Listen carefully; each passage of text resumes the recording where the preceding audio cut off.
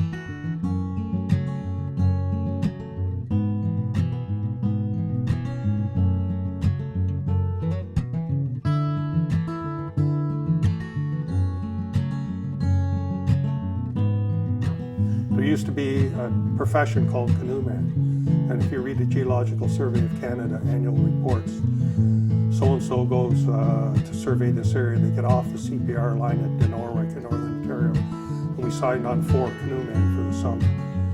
And we embarked at this place, such and such, with 6 canoemen from the local community and a guide. So there were these people, a lot of them Métis or Native, who were called canoemen, and they spent their life paddling canoes, portaging, poling, lining, and they worked for people like the Geological Survey or private mining companies, whatever.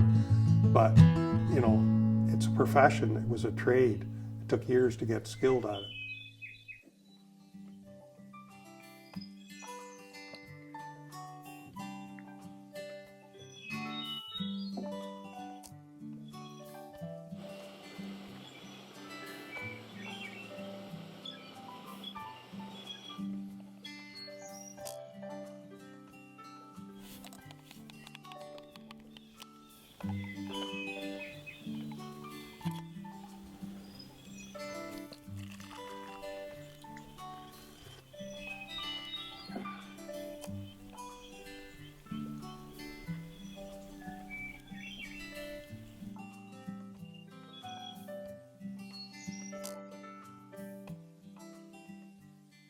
I was very lucky to have a father who was a very good canoeist and put himself through university as canoeman for the chief ranger in the Temagami district in Northern Ontario right after the First War.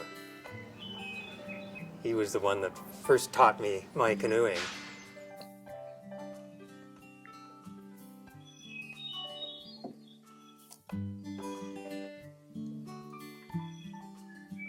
I don't think many people know this, but 95% of Canada is not arable. Only 5% of Canada you can produce cereal grains and so on.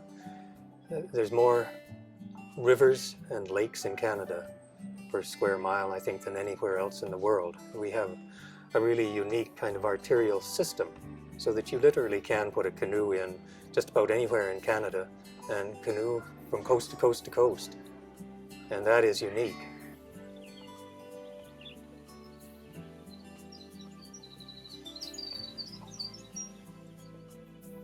Canada's relationship with the canoe, because of our landscape, I think is unique. We have a landscape unlike anywhere else on the globe, where you can paddle essentially from one coast to the other and over a string of more than 200 portages, and the longest one being about 22 kilometers, you can paddle from one coast to the other. There's nowhere in the world like that. And so this really was a landscape for the canoe.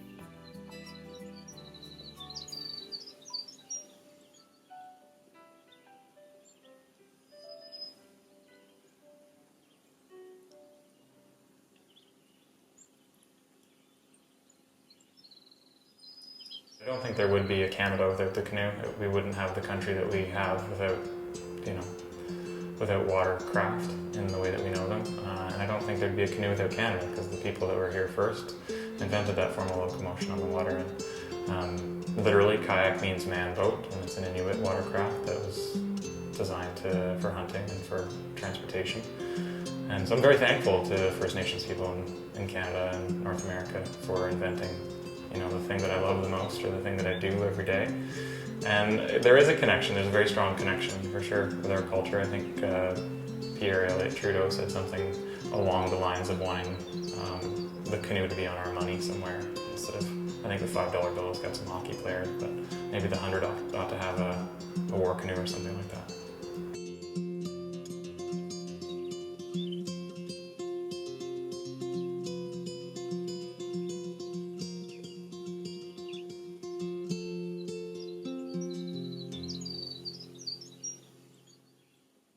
Canoes go way back in history. With the canoe, you could literally go into the bush with a knife, a crooked knife, and make a canoe and go paddle across Canada, which means you're portaging, you're going on water, you're portaging. It's all interconnected with lakes and trails. So this has been going on for hundreds, thousands of years, nobody knows. And what could be better than this simple craft? We've just continued on duplicating the perfection of the craft.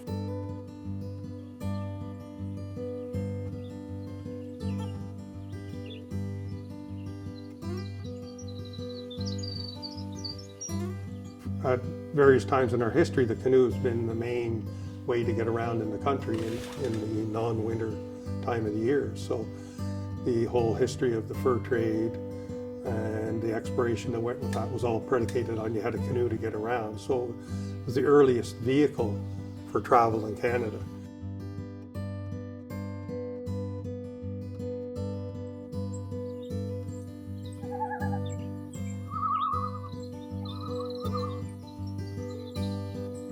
Super important in Canada. I mean, it's one of the ways that we discovered our country. That's how we settled in it and spread across the country. And it continued from there. It's a very Canadian thing to be in a canoe up at your cottage or on a river or lake or whatever. I mean, in part because we have so much water in Canada that I think it is a Canadian experience to go out in a canoe.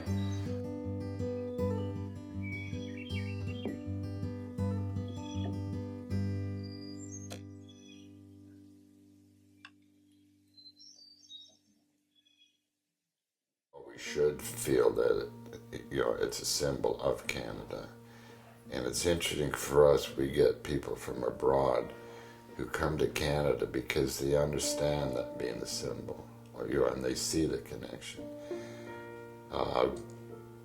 Most of us growing up here miss the connection, but I think if you go back to a good experience at summer camp or at the cottage or whatever, so you do have that familiar image. Yeah, it does keep you coming back. We are a canoe nation. We spread across the country in the canoe. And in the States, it's the horse. And it's a very different history. And the canoe is very much a communal thing. You paddle it together. And if you don't paddle together, you're in big trouble. Canada, since 95% of the land was not agricultural, the big thing was to have trade relationships with the native people instead of trying to dispossess them of the land.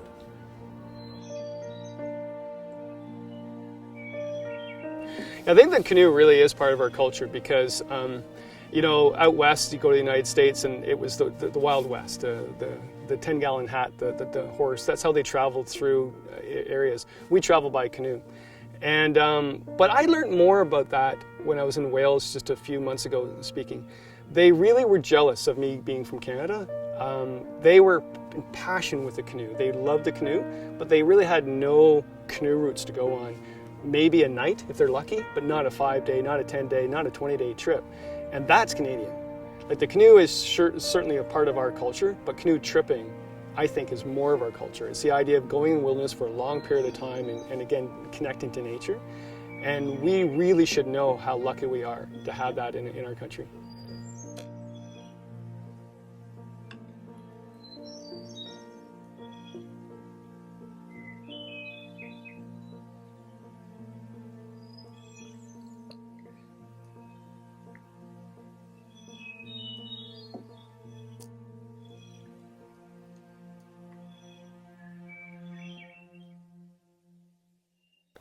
One of the things that, I guess really attracts me to any boat is that, the design comes from what that boat does. So, it isn't an idea somebody thought of. It's saying, how can I build a boat that does what I want to do?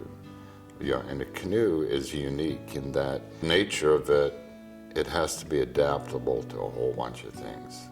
It's got to be light enough to carry.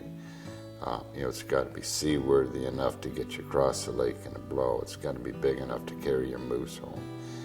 So, there's big demands on it.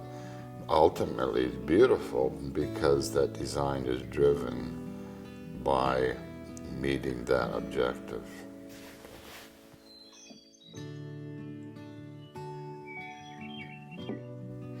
Yeah, the canoe is very versatile. You think about it, kayaking, a lot of people like. Sometimes I think that kayakers are canoeists that never got along with their canoe partner. I mean, it's true because you have to have good communication skills to be in a canoe with someone. A lot of people don't like paddling a canoe solo for some odd reason, so they go to the kayak, and I get it. I get that. It makes sense. But the canoe is more versatile in one sense than the kayak. The kayak is made for its environment, big lakes, big oceans. It makes sense to be in a kayak, not a canoe. But the canoe is made for the interior, for small creeks, small lakes, to get into an area and explore the rivers, all of Canada, for example. So it would make sense to use the canoe for those areas. If I lived on an ocean or I lived along Lake Superior, yeah, I would maybe want to kayak. Backpacking, it's for mountainous areas with little water. So the idea of where there's lots of water all connected, the canoe is perfect. And that's why it was invented, and that's why we still use it today.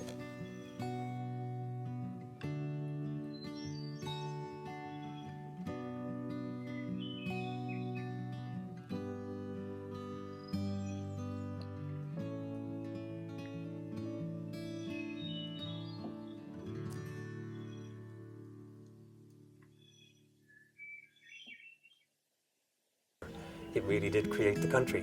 It shaped our borders. And I think the canoe is incredibly important as a communal thing, bringing together the native side of things and the Europeans in the fur trade.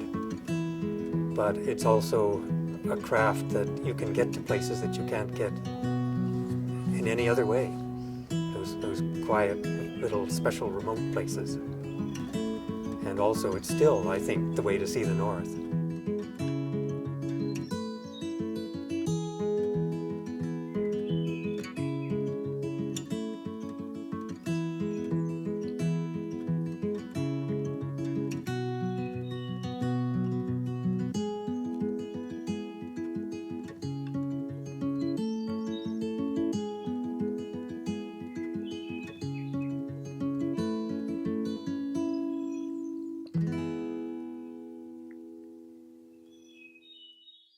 The benefits of canoeing keeps you healthy for sure, right? Keeps you connected to nature like we've talked about. But the benefits of canoeing itself too is that it brings you down to simplistic lifestyle on a trip. You have all your belongings in your canoe. You go from A to B. And what's really important is I've written so many guidebooks about how to go from A to B, but the really important thing is what happens between A and B. That's what a canoe trip's all about. It doesn't matter where you go. My daughter doesn't have a clue where she is, and she could care less where she goes, as long as we go, and as long as we have a good family trip together.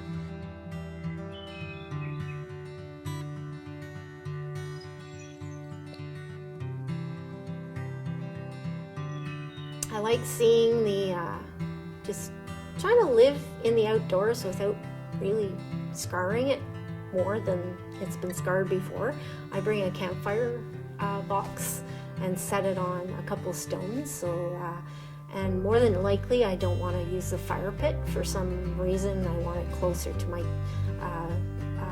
kitchen, but then I use my campfire stove with the wood, and it's great. You know, I've gotten a lot of knowledge from my dad how to live in the wilderness with ease, and I think that's what I like to do.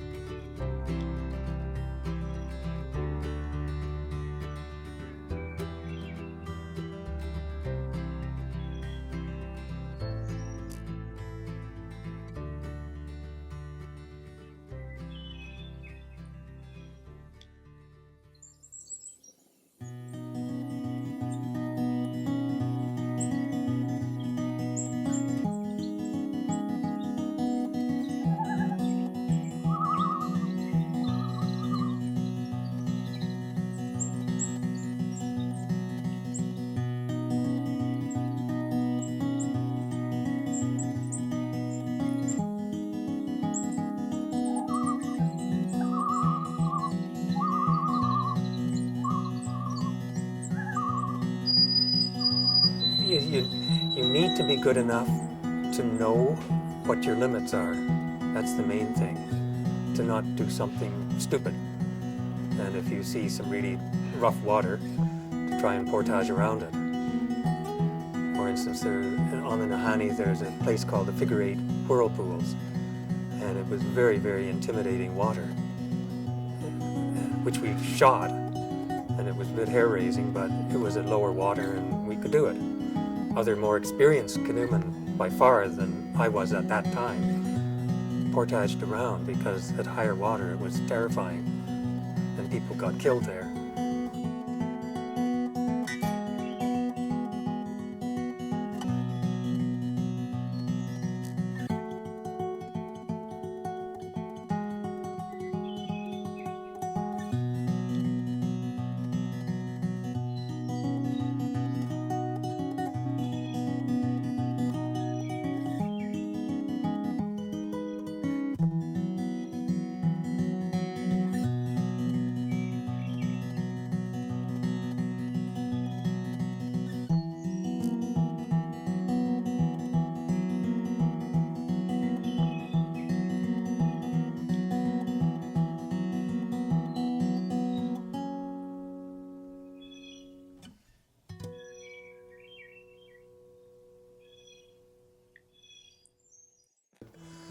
I guess I would like people to realize that all of these things require skill, and whether you're learning to be a fly fisherman or a canoe person or a sailor or whatever, they all require skill and a number of years to develop and get good at. It doesn't have to be intimidating, but there's no quick route, because they all involve some kind of judgment when you're out there fishing, hunting, paddling, mountaineering, sailing, whatever. It's not only the skills, but you have to have judgment as to when the conditions are appropriate or not appropriate for you to do what you're doing.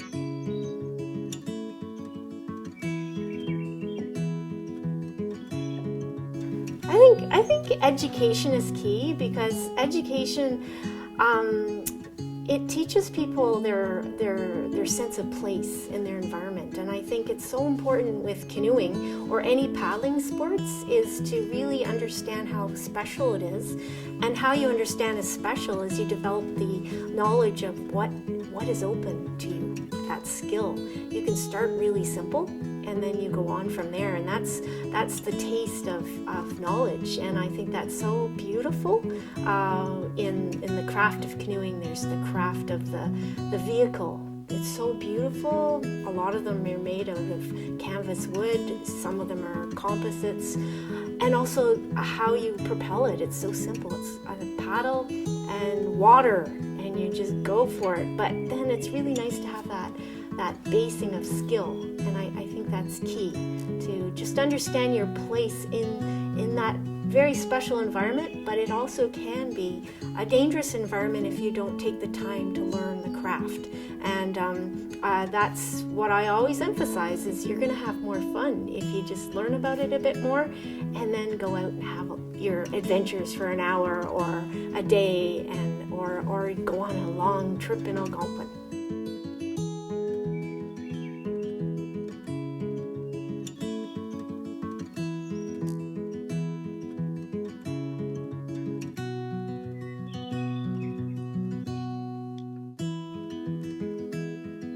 And you don't learn to paddle in 20 miles.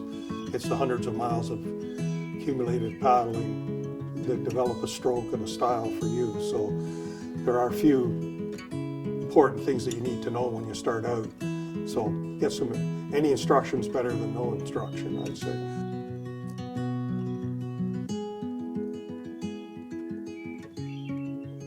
And we're in a society now where they want everything given quickly. I teach students a lot where with a canoe, it takes too long to learn the skill. Well, that's why it's a great skill. It takes a while to learn it.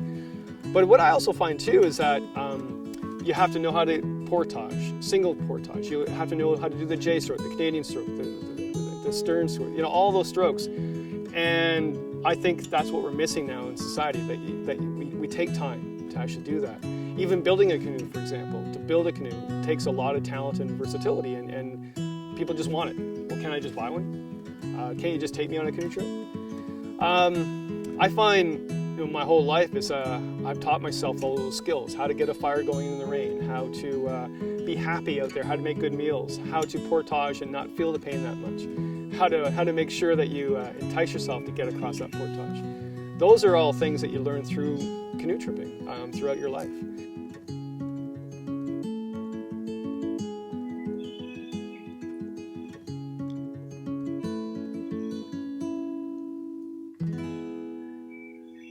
Canoe paddling is like skiing or mountain climbing. All of these things take time to get good at. And with the internet and our technological access to information, we all would like to develop our expertise in physical skills at the same rate we can access information. So I can take a course in anything. I can punch a few things in my keyboard. I get information on anything from anywhere. But you can't short circuit the route to good physical coordination and skill and judgment, and knowing when it's too rough to paddle or not too rough, and when I should be doing this stroke and that stroke, and say same in mountaineering or skiing. We can't short circuit the route to getting competent at these outdoor skills, and that's a mistake a lot of people make. More and more you hear of accidents on Everest, canoeing accidents in the spring. I'm sure when I was younger, we didn't have all these drownings, people on lakes in canoes 2 days after the ice went out. You just knew not to go out when the water's cold. We seem to have an increase in boating, canoeing accidents. I attribute it to people just thinking it's instantly accessible.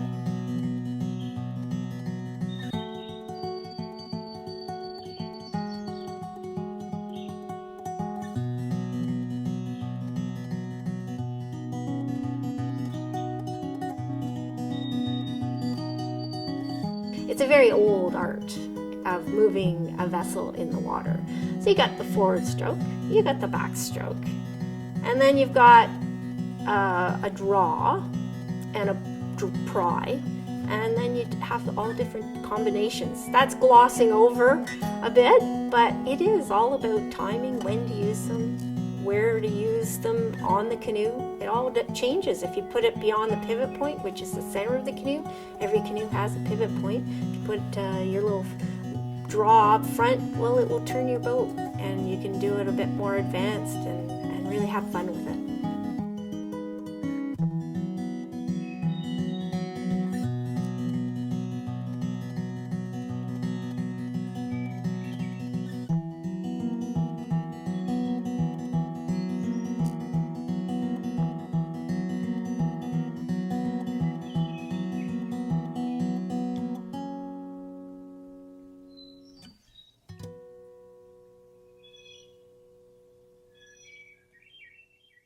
Canoe, I think, is different for a lot of people.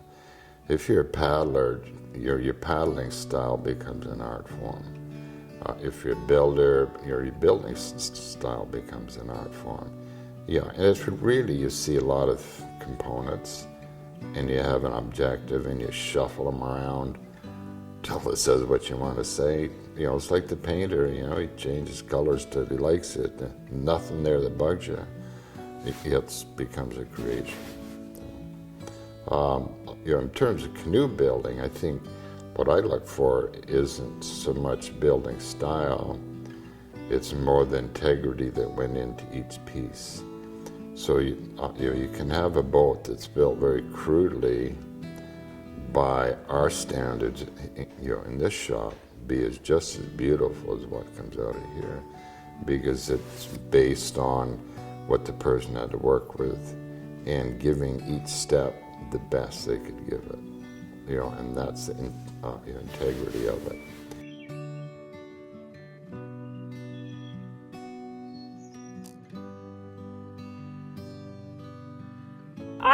I really do see a parallel to the art of canoeing and the art of producing artwork on paper with paints.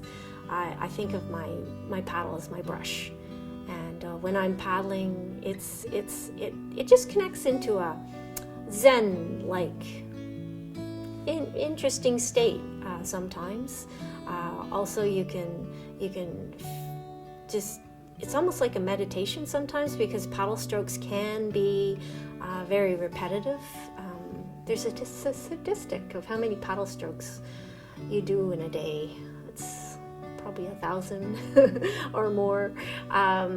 So when you're doing that, you get into a form of it's a form of art. You have a really neat time discovering efficiency. And then you slip into that efficiency and go for it.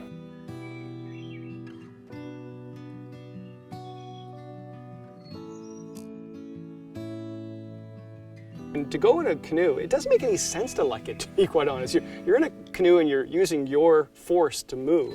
You're paddling all day. But I find it very meditative, like very relaxing to go in a canoe. And yeah, I like backpacking, I love kayaking, but the canoe does it for me. It's a very good time to think. And also, I think it's part of our culture, not Canadian culture. Yeah, Canadians, we're all about canoeing. A lot of people don't know that, but we are all about canoeing. But around the world, we're all from wilderness, unless we're aliens put here. But basically, we're all from wilderness, we're born from it. And the more connection we have to it, and the more we travel through it, by canoe, for example, the more we reconnect with it. And I think we really need that. And I think that when people go canoeing, they get it.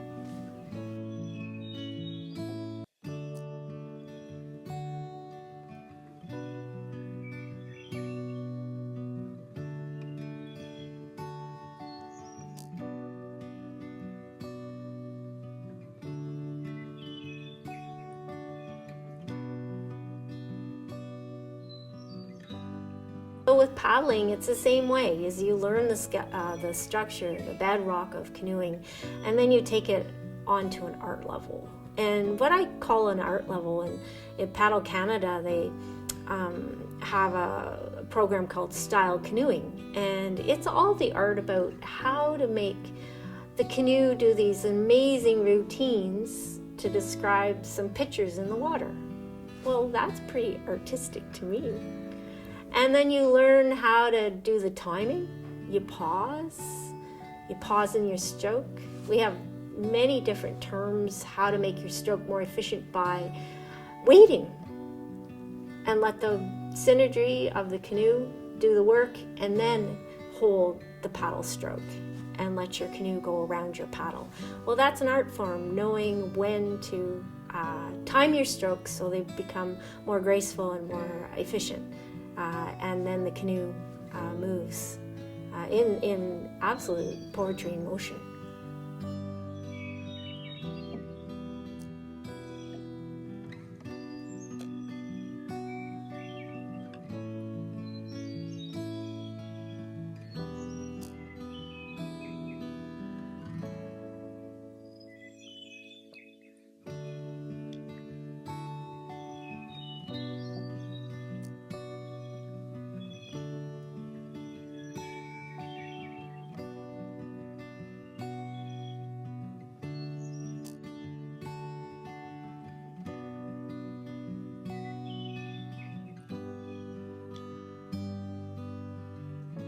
There's another thing that happens in a canoe that doesn't happen really that I'm aware of in any other way. Maybe it does. It probably does.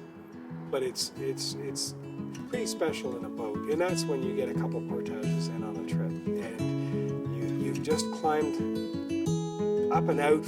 You're climbing away by boat and overland on portage. You're climbing away from the beaten paths. And they may be invisibly beaten under your feet. That doesn't really matter to me all that much either. It's just you're shedding away all of the buildup that surrounds all of our lives so on a daily basis, and that's an important thing. And the fact that you're intermodal, the fact that you're in a boat and then you're out on land and the boat's on you and then you're back in the water, there's kind of a shedding for me that happens that's really so special.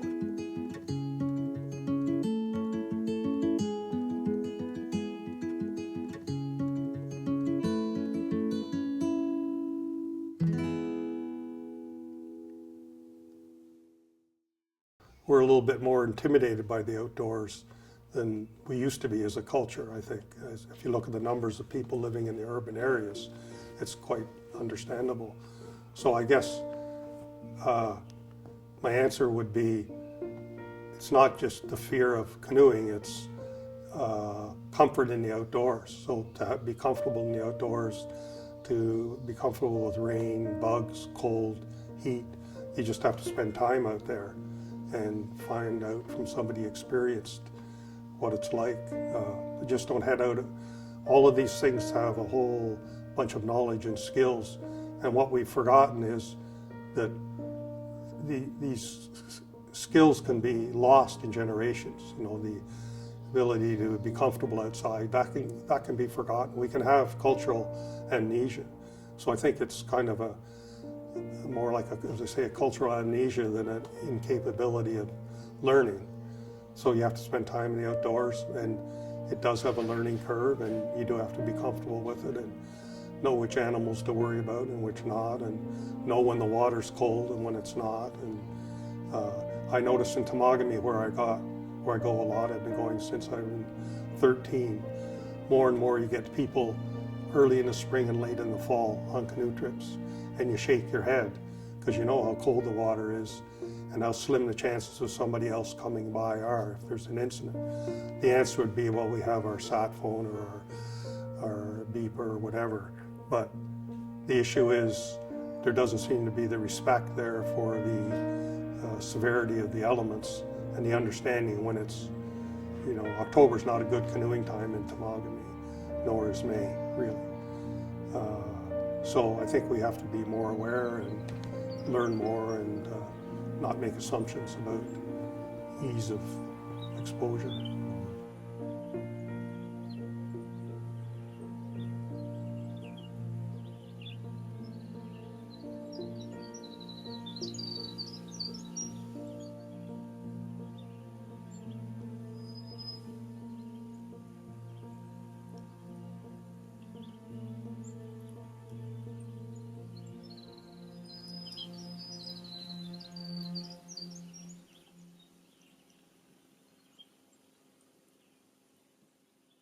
Bill Mason said that anybody that likes a portage is either a liar or crazy, and he's right. Nobody likes to portage. But what I get out of a portage is that if it's a really difficult one, like the Dixon Bonfield, 5 kilometers, or like the Pig in Killarney, that's straight up a hill, if you do it, you feel so good about yourself, and then you get to the lake, and even if you meet someone, and you probably won't because nobody in the right mind would want to do that portage, but if you do meet them, they're just like you. And I really find that the portage is the only thing left right now to keep wilderness wild. Because everybody goes, well, you know, we should just drive there, it'd be a lot easier. It's not wilderness if you drive there. And I was on the radio the other day and someone said, well, you know, why would you do like 11 kilometers of portaging just to get to your brook trout lake? And I said, because it wouldn't be a brook trout lake if you drove there. They'd be stocked or they wouldn't be there. And if you don't get that, I don't want you on my lake, you know? So portaging really does keep it wild, and I hate it, you know, throughout the entire portage, but I love when I finish it.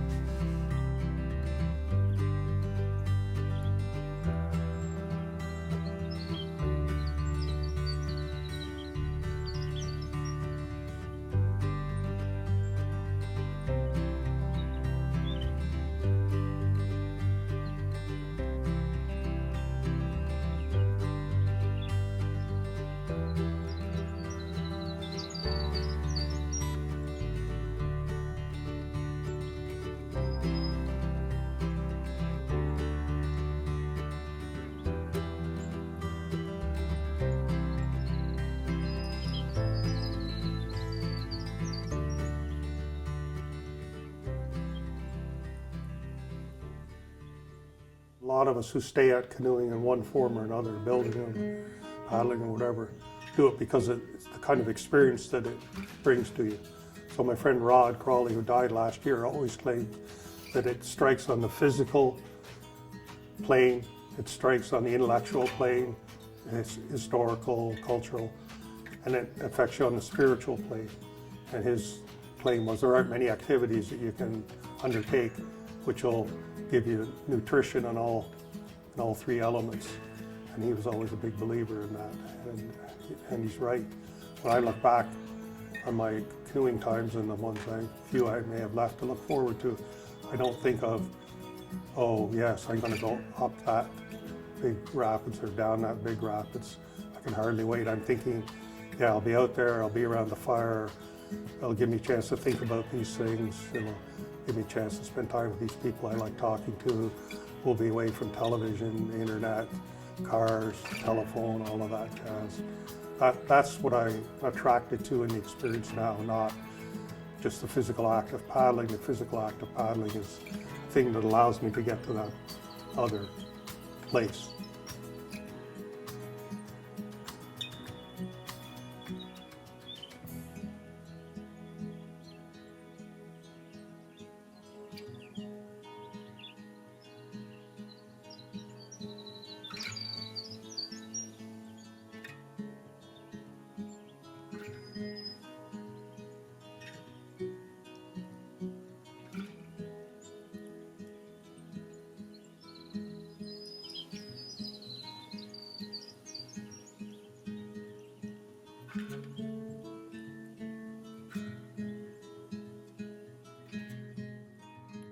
Canoeing can be so much because you can put a lot in the canoe. You can put the picnic, you can put your whole gear for 3 weeks. You can have, or you can just have nothing in the canoe, just your safety gear and a few paddles and your best friends or your kids, and just go on your little adventures together by learning the craft, how to go in a straight line. It's always nice to go in a straight line, but if you can only do pivots or circles, well, that's okay too. You'll learn how to go in a straight line because you'll be inspired to get to where you want to go.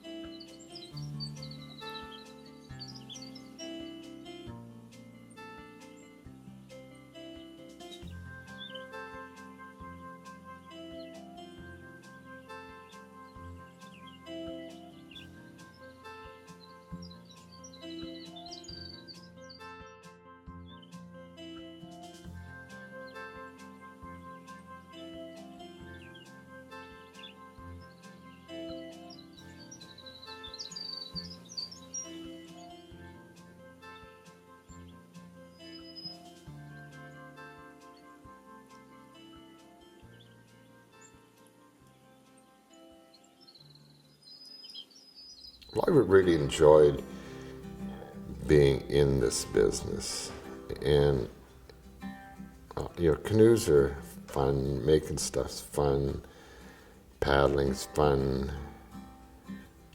but I think it's been the people that we've met that have been the most rewarding and satisfying, in that it does attract really nice people with values that are common to what we believe in are important. And it's become a lifestyle. We never get rich, but we have a very rich life. You can't take it to the bank, but when you get old and you're dying, you're not taking nothing to the bank. You're saying, here, I had some good experiences, I gave something back, I had some fun, and I saw a whole lot of beautiful boats.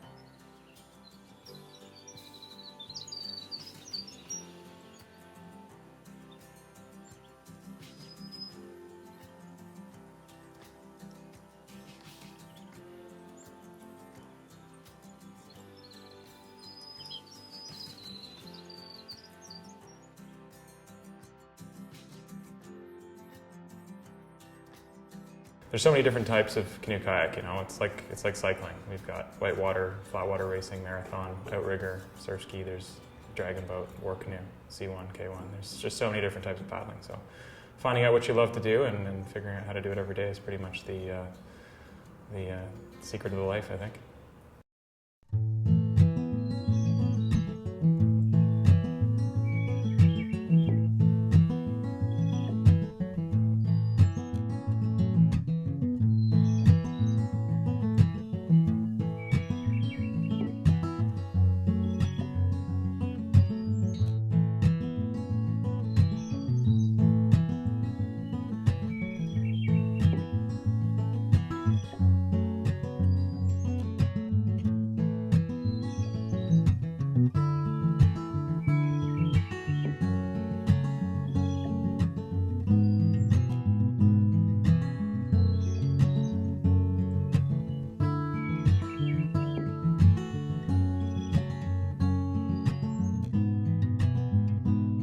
So what I'd like people to take away from the film is outdoor activity is not frivolous. A lot of people have spent their lives at it, they're pretty dedicated, and it's a serious thing, brings a lot of enjoyment, but get the skills and get the judgment.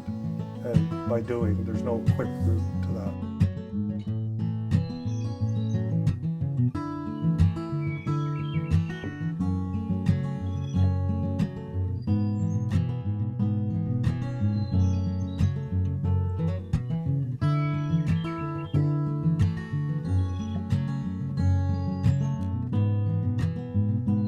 Canoeing will always last because there's that magic about it.